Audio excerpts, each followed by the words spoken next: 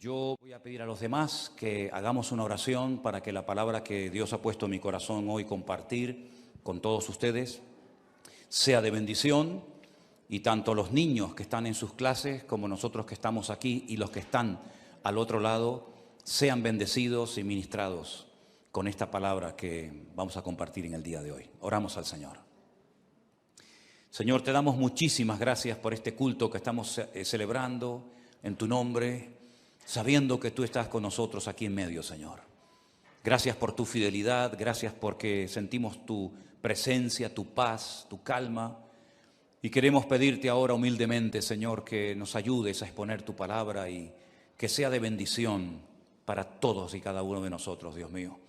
Te damos muchas gracias porque siempre tu palabra nos habla, nos instruye, nos anima, nos fortalece, y queremos pedirte que una vez más sea así, Señor. Ponemos este tiempo en tus manos, en el nombre de tu amado Hijo Jesús. Amén y amén. Gloria al Señor. Yo quiero llevarles, en primer lugar, aunque vamos a leer otros textos a lo largo del mensaje, primeramente vamos a ir a la carta de Santiago. Está casi al final del Nuevo Testamento. Es una carta muy bonita, donde él habla muy claramente todos y cada uno de los temas que él trata. Es muy directo, muy fácil de entender. Esto no significa de que no sea profundo en su mensaje, pero utiliza un lenguaje tan fácil de entender que cuando uno lee la carta de Santiago uno disfruta muchísimo, porque uno entiende lo que lee. Cuando uno lee la palabra y la entiende, uno disfruta y goza muchísimo, ¿verdad? Él habla de muchos temas a lo largo de esta carta, y parece ser que con los ricos estaba un poco picado, ¿eh? A los ricos les habla muy fuerte, porque era una época en la que las clases sociales estaban muy bien diferenciadas, y los ricos en aquella época pues afligían a los pobres, e incluso algunos convertidos con mucha capacidad económica iban a las iglesias y pretendían que fueran tratados de una forma diferente, ¿no? En un trato preferencial, y eso ni al Señor le agrada, y a Santiago pues lógicamente tampoco, ¿no? Y él habla mucho acerca de someterse a Dios, de buscar la sabiduría que viene de lo alto, porque también habla de una sabiduría terrenal, animal y diabólica. Pero habla de la sabiduría que viene de lo alto, la sabiduría que viene de Dios, que dicho sea de paso, él dice que si algún hermano en algún momento de su vida necesita sabiduría, porque no sabe qué hacer, pues que la pida el Señor. Pero cuando pida, que pida con fe, no dudando. Y el Señor dice que le dará la sabiduría necesaria para, en fin, para tomar la decisión o para hacer lo que le corresponda hacer. Habla acerca de la lengua, habla acerca de la importancia de las obras, en fin, toca muchos temas, y en cierto sentido alguien ha dicho, o algunos comentaristas han dicho, que tiene un estilo parecido a los proverbios del Antiguo Testamento, porque salta de un versículo a otro tocando un tema, tocando otro tema, y a veces parece como que pierde el hilo, pero luego lo retoma. Es una carta muy interesante, es una carta muy bonita. Hay varias personas en el Nuevo Testamento que tienen el nombre de Jacobo o Santiago. El Señor Jesucristo tenía un hermano que se llamaba Santiago. Estaban Santiago los hijos de Zebedeo, estaban Santiago los hijos de Alfeo. Hay varias personas que reciben este nombre. Y en el capítulo 4, él toca un tema que a mí particularmente me ha llamado muchísimo la atención. Y ahora les voy a decir por qué, cuando terminemos de leer la porción. En el capítulo 4 de Santiago, desde el versículo 13 en adelante, la palabra de Dios dice así: vamos ahora, los que decís, hoy y mañana iremos a tal ciudad, y estaremos allá un año, y traficaremos, y ganaremos. Cuando no sabéis lo que será mañana, porque ¿qué es vuestra vida? Ciertamente es neblina que se aparece por un poco de tiempo y luego se desvanece.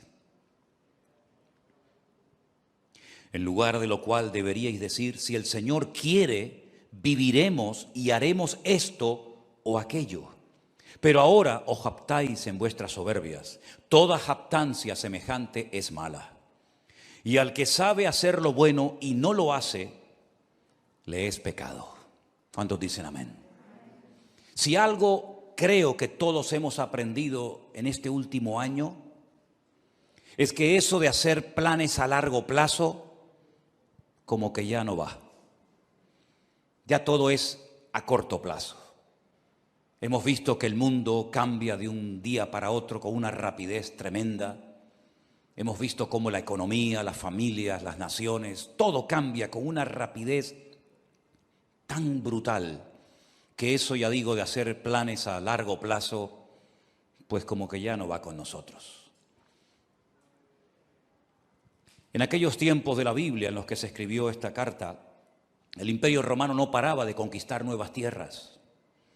Y cuando conquistaba nuevos territorios, Roma tenía la costumbre de levantar nuevas ciudades y de invitar a la gente alrededor o de otras naciones a que fueran a vivir a esas ciudades.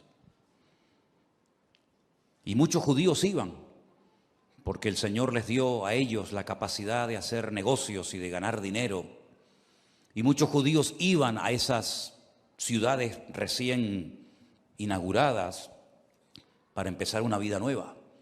Y hacían planes, sobre todo con el objetivo, con la intención de ganar dinero, de hacerse ricos rápidamente, porque montarían el primer negocio de lo que fuera y lógicamente la gente tendría que recurrir a él para comprar lo que fuera.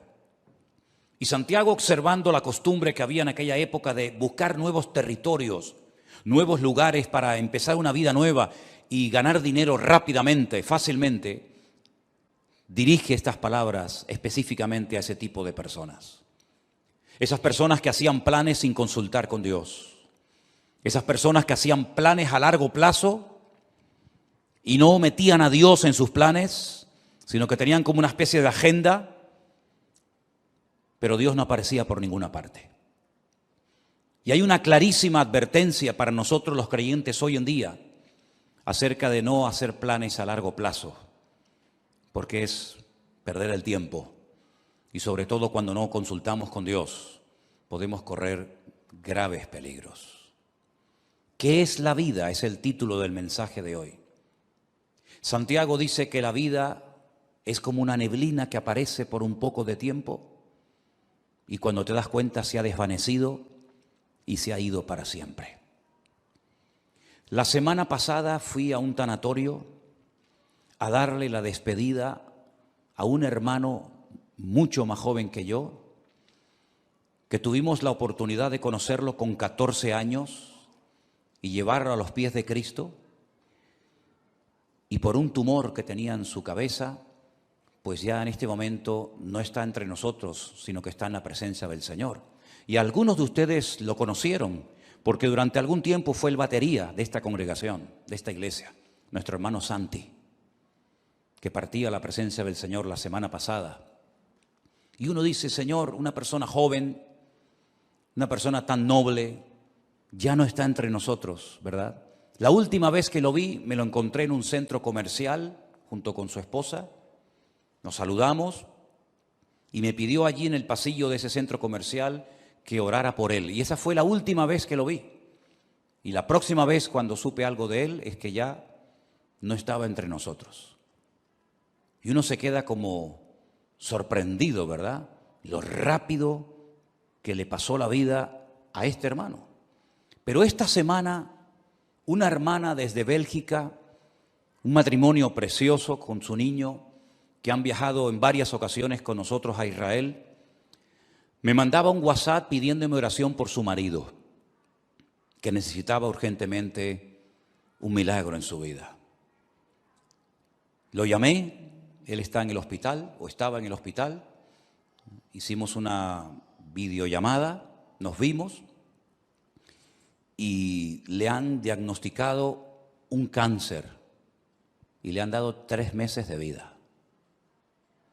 Un hermano que fue al médico, se encontraba mal y el médico le dijo, esto es lo que tienes y no hay nada que hacer. Y pensando en todo esto, leyendo estos versículos, yo decía, Señor, hacer planes hoy en día a largo plazo, ¿para qué sirve? Si capaz que hoy es el último culto que estamos aquí. ¿Quién sabe lo que nos depara la vida? ¿Quién sabe cuánto tiempo nos queda? ¿Quién sabe si algunos de los que están aquí tal vez no llegaremos a fin de año? Solamente Dios lo sabe. Él es el que da la vida y el que la quita cuando quiere y como quiere.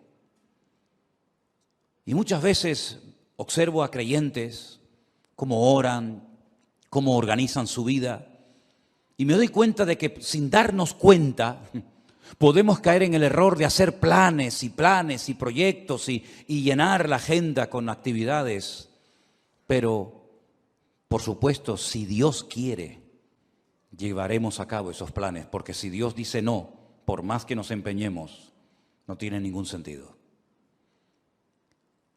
Estaba leyendo algunos versículos donde Pablo abre su corazón, por ejemplo, a los hermanos de la iglesia de Corinto, y les cuenta sus planes, y les dice, voy a ir aquí, voy a ir allá, y quiero hacer esto, y quiero hacer aquello. Y hay un momento en la carta de Pablo a los Corintios que les dice, iré pronto a vosotros si el Señor quiere.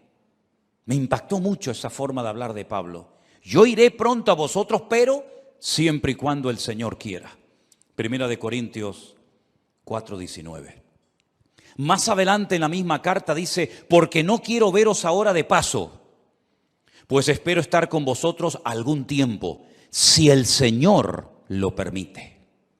Primera de Corintios 16:7. Un varón de Dios, un hombre con unos dones y unas habilidades ministeriales tremendas, pero él sabía perfectamente que si el Señor no permitía, si el Señor no quería que fuera a Corinto, a Macedonia, a Éfeso, a donde fuera, no iba a ir por muchos planes que tuviera. Y esa es la mentalidad con la que nosotros tenemos que movernos hoy en día. No vamos a hacer planes sin consultar con Dios, porque ya el Señor nos ha demostrado clarísimamente que la vida es muy corta y que eso de hacer planes a largo plazo no tiene ningún sentido. Eso no significa de que vamos a vivir muertos de miedo. Eso no significa de que vamos a estar inactivos y con una inseguridad constante y permanente en nuestra vida, ni muchísimo menos. El miedo no es de Dios. La inactividad no es la voluntad de Dios para nadie. Y vivir con inseguridad constante y permanente, menos todavía. Una cosa es que sepamos que el tiempo está en las manos del Señor y otra cosa es que vivamos con miedo, inseguros, de brazos cruzados. Nada que ver en absoluto. El futuro no está en nuestras manos. No controlamos el factor tiempo. ¿Saben ustedes, hermanos, que hay 533 versículos en la Biblia que hablan acerca de la importancia del tiempo? 533 versículos. Y hay un capítulo casi entero, que es el famoso capítulo 3 del libro de Eclesiastés, donde en 29 ocasiones diferentes Salomón utiliza la palabra et, que es la palabra tiempo. Y él dice que en la vida tenemos que mentalizarnos, estar preparados y reconocer que en la vida hay tiempo prácticamente para todo. Tiempo para morir, tiempo para vivir, para morir, tiempo para sembrar, tiempo para cosechar, tiempo para reír y pasarlo bien y tiempo también para llorar. Y él habla en 29 ocasiones de distintas circunstancias o situaciones en la vida en las que nos vamos a encontrar, porque prácticamente tendremos tiempo para todo. Me llama mucho la atención que Pablo le da mucha importancia al factor del tiempo y llega a decir, aprovechar bien el tiempo, porque los días son malos. También Salomón en esos proverbios, tantos que escribió, hay uno que aprendí hace muchos años que es el 27:1, que dice, no os jactéis del día de mañana, porque no sabes qué traerá de sí el día. No te jactes, como diciendo, bueno, yo controlo el presente, el mañana y el pasado mañana. No te jactes, no hables así, porque tú no sabes lo que va a traer el mañana. El mismo Señor Jesucristo nos enseñó en el Sermón del Monte que no tenemos que estar afanados ni preocupados por el día de mañana, sino que basta a cada día su propio afán. ¿Cuántos dicen amén? Estamos viviendo estos días con mucha expectativa y viendo a ver qué es lo que termina de suceder en este país de Kabul, de Afganistán, cuya capital es Kabul, ¿verdad? Donde hay una especie de calma tensa. Cualquier cosa puede ocurrir en cualquier momento. Fíjense la cantidad de miles y de miles de personas que están desesperadas, tratando de salir como sea de ese infierno. Y creo que fue ayer o antes de ayer, un terrorista suicida se metió en medio de esa multitud y se explotó y murieron 170 personas. Personas que jamás en la vida se les hubiera ocurrido que estando en aquel lugar esperando un avión, una salida, ese iba a ser el último día de su vida. Incluso algunos soldados que estaban ya a punto de salir para su país también perdieron la vida. No somos dueños de la vida, no somos dueños del mañana. Y por eso cada uno de nosotros tenemos que partir de la base de que lo que tengamos que hacer, hágalo pronto, antes de que sea demasiado tarde. También Salomón, que era un hombre que reflexionaba y meditaba sobre tantas cosas, en su libro de Eclesiastés dijo: acuérdate de tu Creador antes de que vengan los días malos, antes de que pierdas la visión, antes de que vengan los dolores, antes de que te quedes ciego, antes de que te vengan los problemas y de la vida, antes de todo eso, acuérdate de tu Creador en los días de tu juventud. Tenemos al Señor presente en nuestros planes y en nuestros proyectos. Una vez escuché una entrevista que le hacían a un famoso cantante, donde decía que tenía su agenda llena para los próximos 5 o 6 años, si no recuerdo mal. Tener la agenda llena para los próximos 5 o 6 años. Y después vino el COVID y todo eso, y seguramente su agenda la tuvo que tirar a la basura. Yo no sé si tú llevas una agenda y unos planes y unos proyectos y unos sueños, pero como no metas al Señor en esos sueños, planes y proyectos, ¿quién te asegura a ti de que vas a poder cumplir con todos tus sueños y con todos tus objetivos? Por eso siempre le digo a la gente: ¿has orado y has consultado con Dios lo que has decidido hacer? ¿O simplemente te has limitado a informar a tus padres, informar a la iglesia, informar a Dios de lo que tú ya en tu corazón has decidido hacer? Esa es una mala costumbre. Por eso Santiago dice que el que sabe hacer lo bueno y no lo hace, está pecando. Y pecamos cuando informamos a Dios de los planes que ya hemos decidido llevar a cabo. Esa no es la actitud de un cristiano maduro. La actitud de un cristiano maduro que quiere agradar a Dios tiene que ser: Señor, esta es tu voluntad. ¿Quieres que haga esto? ¿Quieres que me dedique a esto? ¿Quieres que me quede aquí? ¿Quieres que me vaya para allá? En otras palabras, Señor, no quiero forzar circunstancias. No quiero que respaldes mis planes si no coinciden con tus planes. Que no se haga nunca nuestra voluntad, sino la de Dios en nuestras vidas. ¿Cuántos dicen amén? La vida se pasa volando. Curiosamente, el otro día Miriam estaba así como un poco mosqueada porque no le hace gracia cumplir 25 años. ¡Oh, qué tragedia! 25 años. Qué tremendo, ¿no? Si nos miramos a nosotros mismos, por lo menos en mi caso, no sé en el vuestro, a mí la vida se me ha pasado volando. Ni me he enterado, pero aquí estoy. Aquí he llegado. Pero tal vez por la actividad, tal vez porque hemos estado siempre metidos en las cosas del Señor y no hemos tenido prácticamente tiempo para aburrirnos. La vida pasa tan rápidamente que ahora te paras y dices: Señor, me queda menos de lo que ya he vivido. Incluso en el ministerio, a menos que Dios te dé una fuerza de un toro, lógicamente siempre le queda a uno menos vida de la que ya ha vivido cuando uno llega a ciertas edades, ¿verdad? Por eso qué importante ahora más que nunca, y sobre todo los jóvenes, los que todavía teóricamente tenéis muchos años por delante, que se acostumbren a consultar con el Señor todos los pasos que queréis dar. Porque nadie de nosotros está vacunado en contra de errores, en contra de equivocarnos, sino más bien todo lo contrario. Yo recuerdo pasajes en la Biblia que me han hecho reflexionar mucho, como por ejemplo un día cuando el rey David le comenta al profeta Natán que tiene en su corazón el plan, el proyecto, la idea de construirle una casa a Dios, un templo. Y llega el profeta Natán y le dice: haz todo lo que pongas, lo que sientas en tu corazón, porque Dios está contigo.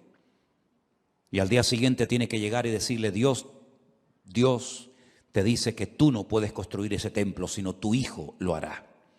¿Qué había de malo en construir una casa, un templo a Dios? Nada. Pero los planes de Dios no eran que David fuera el que construyera el templo, sino su hijo. Para él su sueño en la vida era construirle un templo al Señor. Además, ya estaban todos los enemigos prácticamente sometidos, derrotados. Todos pagaban impuestos. Había paz en el país, todas las fronteras estaban bien seguras. Era el momento idóneo para comenzar a construir ese templo. Pero el Señor dijo no. Y él se murió con ese anhelo en su corazón de construir esa casa, ese templo al Señor. Pero le preparó todo para que su hijo Salomón lo hiciera. Así son las cosas del Señor. Unos siembran, otros cosechan, unos preparan todos los materiales para la construcción del templo, otros lo construyen. Cada uno de nosotros tenemos que consultarle al Señor si lo que estamos haciendo con la única vida que tendremos, que es esta, porque con la otra vida no contamos, en el sentido de que allí no vamos a mandar nosotros, pero con la única vida que nosotros podemos tener un mínimo de voluntad, tenemos que acostumbrarnos a someter todo absolutamente a Dios, para no perder el tiempo, para no encariñarnos, para no entusiasmarnos con cosas, con planes, con lugares, con personas que al fin y al cabo no entraban dentro de los planes de Dios. ¿Qué sentido tiene invertir mi vida, mi tiempo, mi energía, mis dones, mi juventud en algo para lo cual yo no nací, en algo que Dios no dispuso para mi vida? ¿Qué sentido tiene? Ninguno. Haber perdido mi tiempo, haber perdido mi vida en cosas que no eran de la voluntad de Dios. Sí, habrá ganado mucho dinero, pero dice la Biblia que un hombre, y si ustedes han prestado atención a la lectura esta tarde, fue muy interesante la parábola que el Señor contó. Un hombre que fue prosperado en sus negocios, un hombre que decidió ampliar sus graneros, porque había producido tanto su herencia, había producido tanto su negocio, que dijo: bueno, voy a derrumbarlo todo y voy a construir graneros más grandes. Los derribaré, edificaré mayores, guardaré mis frutos, guardaré todos mis tesoros, todo mi patrimonio. Y cometió una gravísima equivocación. Le habló a su alma, le habló a sí mismo y dijo: alma, muchos bienes tienes guardados para muchos años, repósate, come, bebe y regocíjate. Y el Señor le dice: necio, estás hablando y comportándote como un necio. Tendrás dinero, tendrás mucho patrimonio, tendrás muchas cosas, pero eres un necio. Porque la forma como hablas delata tu inmadurez. La forma como hablas no es de un hombre sabio. ¿Cómo le vas a decir a tu alma que todo lo que has acumulado es para que ahora reposes, comas, bebes y disfrutas de la vida? Si esta noche vienen a buscarte, a pedirte tu alma, ¿qué harás con todas tus riquezas? No te van a servir absolutamente de nada. Absolutamente de nada. Dice: así es el que hace para sí tesoro, pero no es rico para con Dios. ¿Estás atesorando en Dios o estás atesorando para este mundo pasajero y efímero, que es como neblina que pasa rápidamente? Cuando uno observa a las personas del Antiguo Testamento, sobre todo al principio en el libro del Génesis, la cantidad de años que vivían, llegando a edades tremendas, como por ejemplo la del famoso Matusalén, que parece que no se moría nunca, ¿verdad? 100, 200, 300, 400, una barbaridad de años. Pero al final, por muchos años que vivieron, todos y cada uno de ellos murieron y partieron a la presencia de Dios.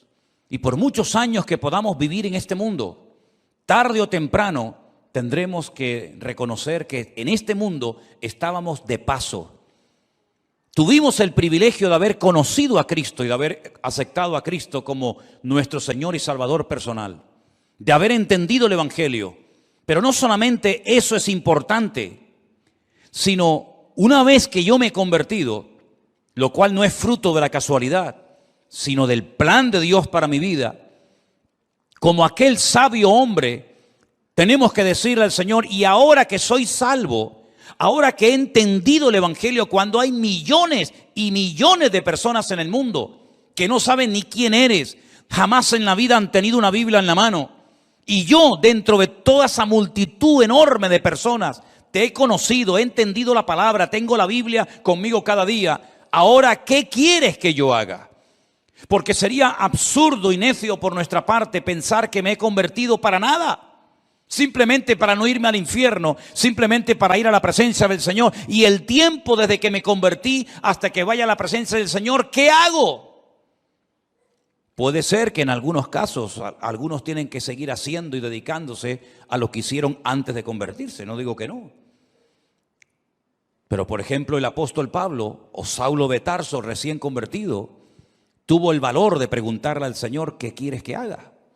Porque teóricamente, lo humanamente, lo lógico hubiera sido volver a Jerusalén, contarle a los que te enviaron que tuviste una experiencia que te cambió la vida y seguir con tu tradición, con tu ley, con tu mundo de rabino, etcétera, etcétera. Pero fue valiente y se atrevió a decirle a Dios, ¿y ahora qué quieres que haga? Y el Señor le dijo, entra en la ciudad y se te dirá lo que debes de hacer. No le habló un ángel. No le habló Dios con una voz audible revelándole el plan para su vida, pero Dios utilizó a un hombre fiel que estaba viviendo en aquella ciudad que se llamaba Ananías. Y Ananías fue, oró por él y le dijo, hermano Saulo, esto y esto es lo que Dios quiere que hagas con tu vida. ¿Tú has tenido esa segunda experiencia? ¿O has tenido solamente la experiencia de haber nacido de nuevo? Gloria a Dios por ella. ¿O has tenido la segunda experiencia de decir, no solamente me convertí, sino que además esperé en el Señor y el Señor me reveló cuál era su voluntad para mi vida? Yo sí la tuve, tanto la primera como la segunda. Le dije una noche al Señor, muy joven, ¿qué quieres hacer con mi vida? Y Él puso en mi corazón y las puertas se me abrieron y las circunstancias se dieron para que yo me preparara. Y en los últimos 40 años de mi vida he estado sirviendo a Cristo, lo cual ha sido la mejor decisión que he tomado en toda mi vida. Y lo que lamento es que no podré tener tal vez otros 40, 50 o 60 años sirviendo al Señor, porque hay tanto por hacer. Hay tantas vidas que aún no han conocido a Cristo. Hay tanta palabra que aún queda por enseñar. Pero gloria al Señor que en la Biblia vemos que uno moría y Dios automáticamente levantaba a otro. Me imagino que para el pueblo de Israel habrá sido una tragedia, una pérdida tremenda el haber perdido a Moisés, porque además ni pudieron enterrarlo, porque se fue una mañana a orar al monte y nunca más volvió, porque dice que Dios lo enterró y nadie sabe dónde Dios lo metió. Y me imagino que algunos habrán dicho, ¿y ahora qué hacemos? El Señor levantó a otro hombre llamado Josué. Amén, hermanos. Y Josué terminó la tarea que Moisés no pudo acabar, que era la de introducir al pueblo de Israel en la tierra prometida y después distribuir la tierra proporcionalmente a todas y a cada una de las tribus de las familias. Y cuando muere Elías, aquel hombre valiente, aquel hombre que Dios usó tanto, alguien habrá dicho, bueno, ¿y ahora? ¿Ahora cómo Dios nos va a hablar si no hay nadie? Claro que había alguien. Dios levantó a un Eliseo. La tragedia fue que cuando murió Eliseo no hubo otro que se levantara como él. Y hoy en día tenemos que partir de la base de que nos complementamos los unos a los otros. Y uno llega hasta un punto y el otro sigue de ese punto al siguiente y así sucesivamente. Y tenemos que pedirle al Señor, Señor, ¿para qué me has traído a este país? ¿Para qué me has traído a esta iglesia? ¿Por qué he conocido este ministerio? ¿Por qué te he conocido a ti?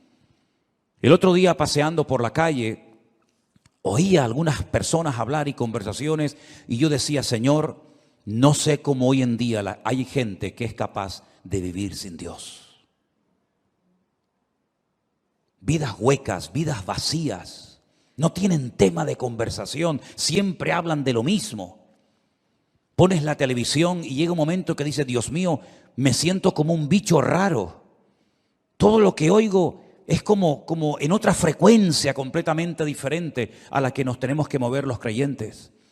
Vemos una necesidad tremenda en Afganistán. Bueno, yo no hablo el idioma de ellos, ni mucho menos, pero hasta te entran las ganas de decir, Dios mío, me gustaría ir para allá para poder evangelizarles y poder hablarles de Cristo, ¿no? Y como en Afganistán hay 20.000 lugares en el mundo donde hay tanta necesidad de tanta gente que no conoce al Señor. Y después, por otra parte, te encuentras a un montón de creyentes aburridos, que no le encuentran sentido a su vida. Creyentes que pasan los días, las semanas, los meses y los años, y cuando no le duele aquí, le duele allá, y cuando no le duele allá, le duele por allá, y siempre soy yo, mi necesidad, mi economía, mi dolor, mi artrosis, mi artritis, mi no sé qué. Y yo digo, pero Dios mío, ¿cuándo nos vamos a dar cuenta de que no estamos en esta vida para perder el tiempo? Sino que estamos en esta vida para cumplir con el propósito por el cual tú permitiste que yo naciera y volviera a nacer de nuevo al conocerte a ti. ¿Qué es la vida? Neblina, lo dice bien claramente la palabra de Dios. Es una neblina. Cuando te das cuenta, llegas a los 25, a los 30, a los 40, a los 50, a los 60, a los 70, a los 80, y vamos a parar ahí. Y uno dice, ¿y qué son 80 años? ¿Qué son 90 años? Me acuerdo un día fui a ver a mi abuelo en los últimos días ya de vida que le quedaban. 106 años tenía en ese momento cuando hablé con él, y se me queda mirando y me dice, ¿y yo por qué vivo tanto? ¿Por qué vivo tanto? No me muero nunca, me dice. He enterrado a todos mis amigos, he enterrado a montones de gente. Y se cumplió aquello que decía mi padre, el viejo, el abuelo nos va a enterrar a todos, porque todos se morían menos él. Pero al final murió, se le acabó la pila. Y uno dice, madre mía, 106 años. ¿Y qué son 106 años? No es nada, es neblina que pasó. Duró un poco más la neblina ese día, pero al final la neblina terminó también disolviéndose. Hay un versículo en la Biblia, en el libro de Eclesiastés, vengan conmigo por favor al capítulo 3, muy interesante, donde Salomón, reflexionando acerca de lo que es la vida, las distintas circunstancias, momentos y experiencias que vamos a tener, él dice lo siguiente: ¿qué provecho tiene el que trabaja de aquello en que se afana? Eclesiastés 3:9. ¿Qué provecho tiene? ¿Cuál es el objetivo? ¿Cuál es la finalidad de aquello en lo que me afano? Dice Salomón, yo he visto el trabajo que Dios ha dado a los hijos de los hombres para que se ocupen de él. Todo lo hizo hermoso en su tiempo y ha puesto eternidad en el corazón de ellos, sin que alcance el hombre a entender la obra que ha hecho Dios desde el principio hasta el fin. Yo he conocido que no hay para ellos cosa mejor que alegrarse y hacer bien en su vida. Y también que es don de Dios que todo hombre coma y bebe y goce el bien de toda su labor. He entendido que todo lo que Dios hace será perpetuo. Sobre aquello no se añadirá, ni de ello se disminuirá, y lo hace Dios para que delante de Él teman los hombres. Aquello que fue, ya es, y lo que ha de ser, fue ya, y Dios restaura lo que pasó. Es como un círculo, ¿verdad? Unos van, unos vienen, unos mueren, unos nacen. Pero las lecciones que el Señor ha grabado a fuego en nuestros corazones en este último año, creo que no tenemos que olvidarlas nunca en la vida. Dios nos está dando oportunidades hoy en día más que nunca para que podamos hacer lo más importante que podemos hacer, que es servir a Dios, servir a su obra y dar la vida en rescate por muchos. ¿Cuántos dicen amén? Nadie de los que están aquí en esta tarde que ha conocido el Evangelio tiene por qué sentirse inútil, que no sirve para nada, que no está capacitado, que no sabe. Déjense de excusas, hermanos. Todos y cada uno de los que estamos aquí hemos sido llamados específicamente por el Señor. Primero para que le conociéramos a Él. Pero ya le conoces, ya está, gloria a Dios. Ahora cada día nos esforzamos, leemos la palabra, estudiamos, oramos, nos congregamos. Eso es normal en la vida de cualquier creyente, el crecimiento, el desarrollo, la madurez, ¿verdad? Pero la actividad propia de cada miembro es insustituible. Nadie puede ocupar tu lugar en el cuerpo. porque cada uno de nosotros tenemos una función que cumplir. Y la Biblia dice que una iglesia sana es cuando cada miembro reconoce para qué está en ese cuerpo, cuál es su función y cuál no es su función. A veces veo gente que se quiere dedicar a lo que Dios no lo ha capacitado, en vez de dedicarse y ocuparse a lo que Dios sí le ha capacitado. No tienen que imitar a nadie, no tienen que frustrarse diciendo, a mí me gustaría cantar o predicar o hacer o ser como aquella otra persona. No, porque no es así como tenemos que movernos en el reino. Tenemos que decirle al Señor, Señor, ¿cuál es mi función? Y dice la Biblia que hay miembros en el cuerpo que parece que no sirven para nada, pero a la hora de la verdad son a veces los más necesarios. Y hoy en día necesitamos un ejército de hombres y mujeres que pasen tiempo orando a Dios. Hay tantas necesidades. Una de las cosas que más me golpea el alma cada día es cuando recibimos cientos de peticiones de auténticas tragedias. De niños que se están muriendo, de familias destrozadas, de gente que le han diagnosticado un cáncer, de gente que se encuentra, y es todos los días, peticiones y peticiones y peticiones. Y necesitamos un ejército de personas que tomen conciencia de la realidad del mundo espiritual. El mundo espiritual está cambiando de una forma galopante, tremenda. Y espero equivocarme en lo que voy a decir. El tiempo lo dirá. Pero probablemente cambios aún más brutales, más bruscos que los que hemos experimentado en este último año están en el horizonte. Desde hace años, simplemente para ponerles un pequeño ejemplo, desde hace años Israel viene advirtiendo al mundo del peligro de que una nación árabe se haga con armas atómicas. No hay ninguna nación árabe hoy en día en el mundo que disponga de armamento nuclear, ninguna. Pero hay una que Israel viene años diciendo están preparándose para tener su armamento nuclear, y me refiero concretamente a Irán, la antigua Persia. El Estado Mayor del Ejército de Israel acaba de anunciar hace unos días algo que muchas veces no aparece en los medios de comunicación, que en menos de 2 meses se calcula que Irán ya puede tener su armamento nuclear preparado y dispuesto. ¿No les ha sorprendido la velocidad y lo rápido con lo que están saliendo los soldados norteamericanos, por ejemplo, de Afganistán, donde han estado 20 años? ¿Por qué tanta prisa? ¿Por qué tanto apuro?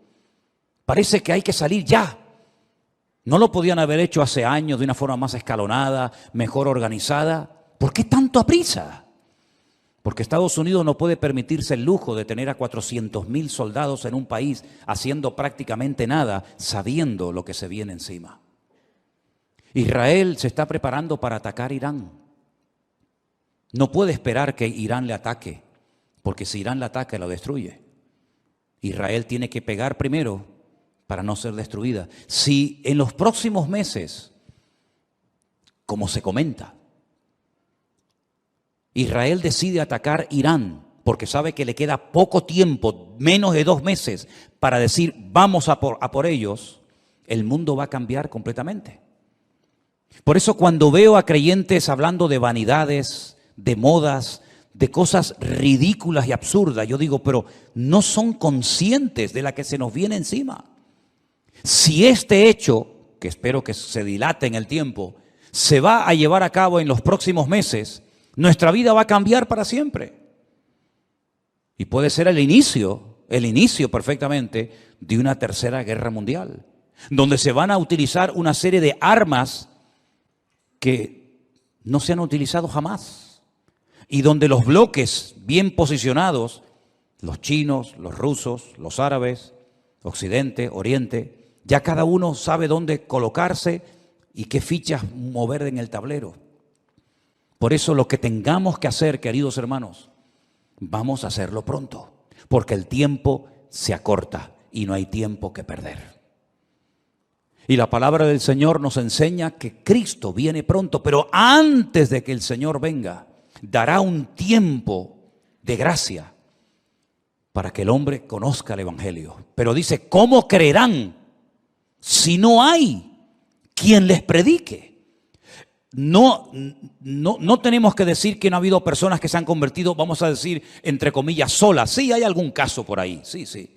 Alguna persona que se compra una Biblia, que viene a una iglesia, sí, pero son los menos.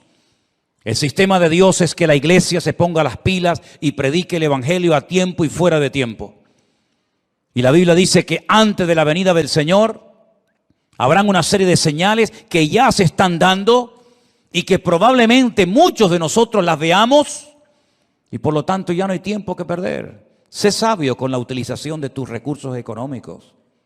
Sé sabio con tu tiempo. Organízate de tal manera de que tengas tiempo para estudiar las profecías, para prepararte, para servir al Señor.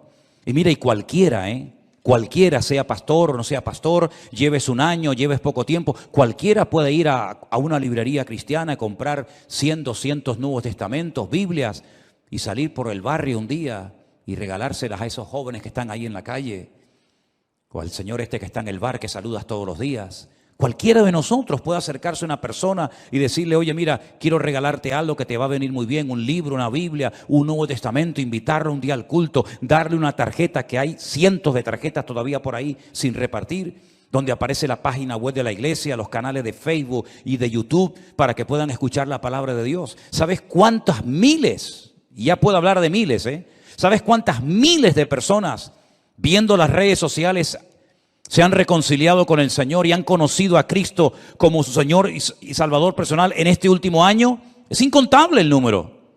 Es incontable. Me decía uno de los colaboradores que tenemos en Centroamérica, en Costa Rica, y dice, pastor, es imposible controlar esto, ya perdimos el control. Ya ni siquiera los grupos de WhatsApp nos sirven porque ya hemos llegado a un límite en el que ya ahora tenemos que comenzar a meter a la gente en otros sistemas porque ya el WhatsApp se nos ha quedado corto. Cientos y cientos y cientos y cientos, miles de personas. Me decía Priscila el otro día, que es una de las que atiende los correos, un promedio de 100 y pico correos cada día, ¿sí o no? Necesidades, peticiones, vengan para aquí, queremos bautizarnos, queremos casarnos, queremos abrir una iglesia, queremos que nos visiten todos los días, todos los días, todos los días. Por eso, mis queridos hermanos, no hay tiempo que perder. ¿Qué es la vida? Es neblina que se pasa, pero mientras estemos con vida, podemos ser útiles en las manos de nuestro Dios. Si usted se quiere dedicar a sus cosas sin tener en cuenta al Señor, sin meter al Señor en su agenda, Dios le bendiga. Pero necesitamos urgentemente de hombres y de mujeres que se tomen en serio este tiempo y que sepan que queda poco tiempo. Ya sé que es como un tópico, ¿no? La iglesia viene diciendo, los predicadores, los pastores, venimos diciendo hace años que queda poco tiempo, pero hermanos, hay que ser ciego, hay que ser una piedra para no darse cuenta de que nuestro mundo se está cayendo a pedazos. Cualquier momento que pongas la televisión te das cuenta de que el mundo está perdido. Sodoma y Gomorra está por todas partes. Las presiones, las tentaciones, la manipulación, etcétera, etcétera, que está viendo en nuestro tiempo, jamás en la historia lo habíamos vivido. De hecho, hasta la gente, si se han dado cuenta, hasta la gente ha cambiado. Yo hablo con gente prácticamente cada día y noto que la gente ha cambiado.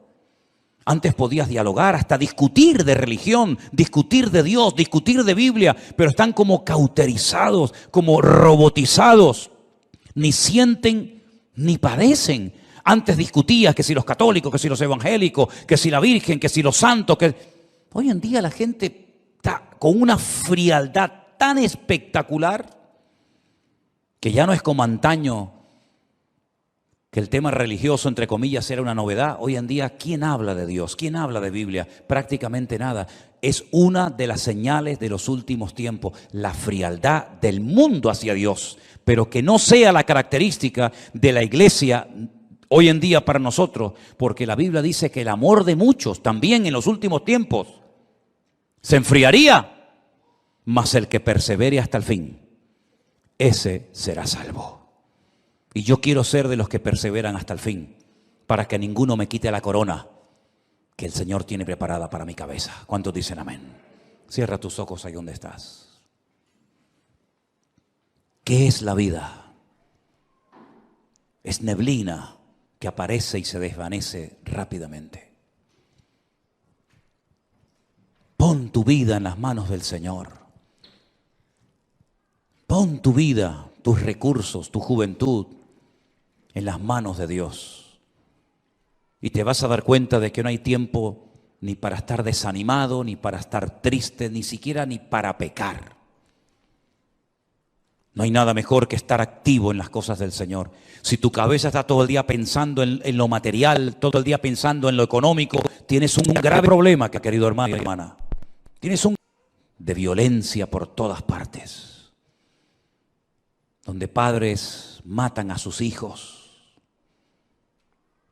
donde se oyen pecados terribles que nunca antes se habían oído entre nosotros, de gente que hace locuras y le ha perdido el miedo a la muerte, le ha perdido el respeto a Dios. Y parece que cuanto más normas ponen, más fácil para algunos es quebrantarlas. Hay un endurecimiento, una frialdad, una soberbia, una arrogancia tan grande en la gente que se creen que porque tienen casa y coche y dinero y trabajo ya lo tienen todo. Y como la parábola que he contado en esta tarde, ¿de qué te sirve todo lo material si mañana te viene un infarto, si mañana te diagnostican un cáncer, si mañana te dicen que te quedan 2 o 3 meses de vida? ¿De qué te sirve el dinero? Dime, ¿de qué te va a servir? ¿De qué te va a servir tu carrera, tus estudios, tu coche, tu dinero, tu joya? De nada, de nada. Está muriendo gente por todas partes. Por todas partes está muriendo gente joven, gente mayor. Prepara tu vida, porque tarde o temprano tendrás que enfrentarte ante la realidad de que tu vida se acaba. Los ricos se mueren y los pobres también, y los blancos y los negros y los cristianos y los ateos se mueren. Es ley de vida. Y por eso es muy importante que tú digas: ¿qué estoy haciendo con mi vida, con mis hijos? ¿Quién está atendiendo a mis hijos? ¿Qué están aprendiendo mis hijos en la escuela?